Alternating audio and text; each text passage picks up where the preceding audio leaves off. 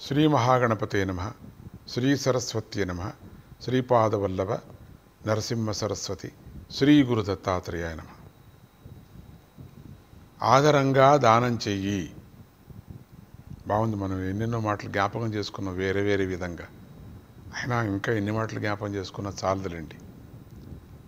మనిషి తాను పూర్వజన్మలో చేసుకున్న చెడు పనుల ఫలితంగా ఈ జన్మలో కష్టాలను అనుభవించవలసి వస్తుంది. వాటి నుండి తప్పించుకుందామని చెప్పేసి చాలా ప్రయత్నం చేస్తాడు. ప్రాయశ్చిత్తం కోసం వెతుకుతూ ఉంటాడు కూడా. ఇలాంటి మానవుడి కోసం శాస్త్రాలు, జపాలను, ఉపవాసాలు, హోమాదులు మొదలైనటువంటి అనేక రకాల ప్రాయశ్చిత్తాలను నిర్ణయించాయి శాస్త్రాలు. కానీ అలాంటి ప్రతి ప్రక్రియలోనూ కూడా ఏదో ఒక రకమైనటువంటి దానం ఎంతో కొంత చేయాలి. దానానికి ఈ ప్రాముఖ్యం ఎందుకు? దానం ఇచ్చేవాడికి ధన వినియోగం వల్ల దుఃఖం కలుగుతుంది. దానం పుచ్చుకునేవాడికి ధనం లభించటం వల్ల తృప్తి, సంతోషం కలుగుతున్నాయి.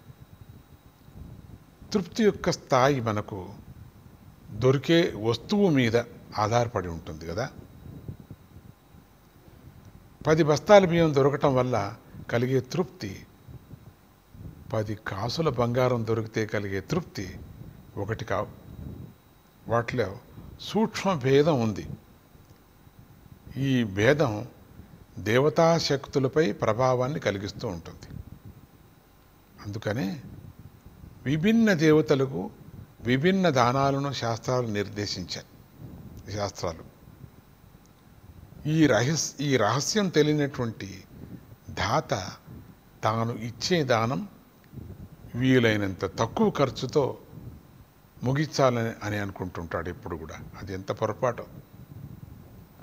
అంతేగాక తాను దాతనని, పుచ్చుకునేవాడు దరిద్రుడని కూడా భావిస్తూ ఉంటాడు.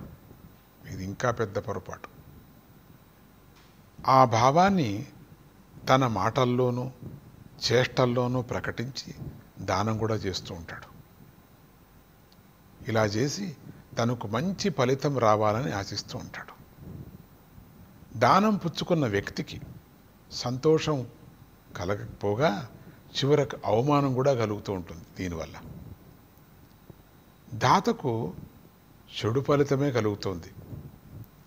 తన దోషం గమనించుకోని దాత శాస్త్రం చెప్పినట్లు చేసినా కూడా ఫలితం దక్కలేదని శాస్త్రాలను నిందిస్తాడు.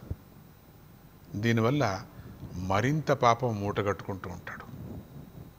అందువల్ల దానం పుచ్చుకునేవాడిని మంచి మాటలతో, మంచి గౌరవంతో సంతోషపెట్టి దానం ఇవ్వాలి. అప్పుడు అతని హృదయంలో కలిగేటువంటి తృప్తి మనకు 10ంతల ఫలితాన్ని కలిగిస్తుంది. దానం చేసేవారు ఈ సిద్ధాంతాన్ని గమనించగలరు. దానం చేసేటువంటి వాళ్ళు ఎదురు దానం పుచ్చుకునేటువంటి వాళ్ళని నొప్పి చేయకూడదు, కించపరచకూడదు.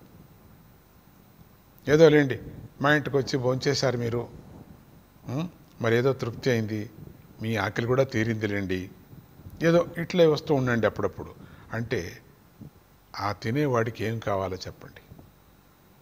ఎంత కష్టమవుతుందో. నాంటివా మొంటివాడికి ఏం అనిపించదు, కానీ మనస్సు నుండినటువంటి వాడికి కష్టం అవుతుంది. ఎందుకయ్యా ఈ ఇంట్లో వచ్చి భోంచేశాను అనిపిస్తుంది. ఆ సమయంలో ఏం చెప్పకూడదు. ఏదో ఆకలిగా ఉన్నారులేండి మీరు, ఏదో కొంచెం పెట్టేటువంటి శక్తి నాకు వచ్చింది, మీరు కరెక్ట్ టైంకి వచ్చారు, ఇట్లంతా మాట్లాడకూడదు. దానం పుచ్చుకుంటున్నాడే వాడు సాక్షాత్ విష్ణువు. ఈ కలియుగమే కానీ ఎప్పుడే కానీ. ఎందుకంటే మనము మంచి భావనతో చేయాల, అప్పుడే మన పాపము పోతుంది, మన దానం చేసిన దానికి సార్థకం అవుతుంది కదా. గొప్పలు చెప్పుకుంటూ దానం చేయటం, గొప్పలు చెప్పుకుంటూ అన్నదానం చేయటం, గొప్పలు చెప్పుకుంటూ సహాయం చేయటం బాగలేదు కదా. జై గురుదత్త, శ్రీ గురుదత్త.